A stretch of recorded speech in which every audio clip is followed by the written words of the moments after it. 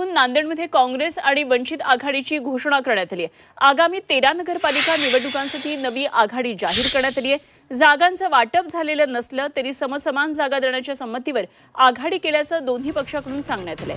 धर्मनिरपेक्ष मतं एकत्र राहावीत यासाठी आघाडी केल्याचं सांगण्यात आलंय। तर आगामी जिल्हा परिषद आणि महापालिका निवडणुकीमध्ये काँग्रेस आणि वंचित आघाडी कायम राहील असा विश्वास यावेळी व्यक्त करण्यात आला। दरम्यान या बैठकीत मात्र महाविकास आघाडीतील शिवसेना युबीटी आणि राष्ट्रवादी शरदचंद्र पवार पक्षाचा एकही पदाधिकारी उपस्थित नव्हता।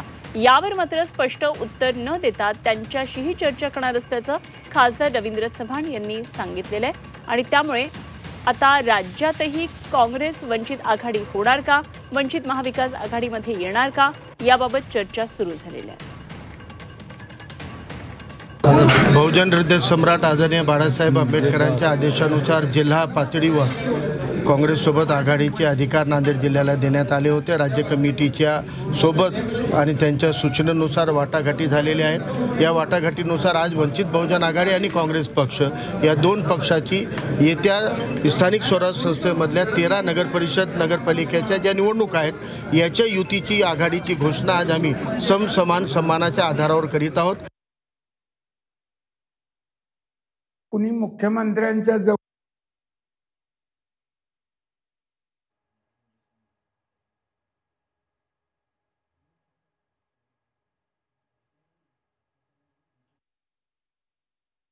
एकत्र आले पाहिजे असा आम्ही ठराव घेतला आणि सेक्युलर विचारसरणी घेऊन एक नवीन सुरुवात आज नांदेड जिल्ह्यातल्या ज्या नगरपालिका होत आहेत त्याच्यापासून आम्ही सुरुवात करत आहोत।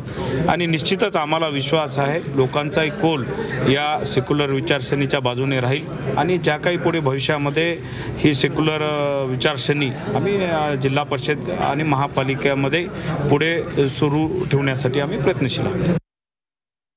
वंचितच्या ठिकाणी बऱ्याच ठिकाणी आमच्या बोलणे सुरू आहे स्थानिक पातळीवर आणि वंचित बरोबर अनेक ठिकाणी युती होताना आम्हाला दिसते आहे। विशेष करून BSP बरोबरही काही ठिकाणी आमच्या स्थानिक पातळीवर निर्णय घेतलेला आहे। आता राहिला विषय की म्हणजे महाविकास आघाडी म्हणून महाविकास आघाडी म्हणून आम्ही एकत्र लढणारच आहोत। ज्या ज्या ठिकाणी त्या सगळ्यांच्या बैठक होऊन अंतिम झालेला आहे त्यांना आम्ही हिरवी झेंडी देणार आहोत आणि तो ते ठरलेला आहे।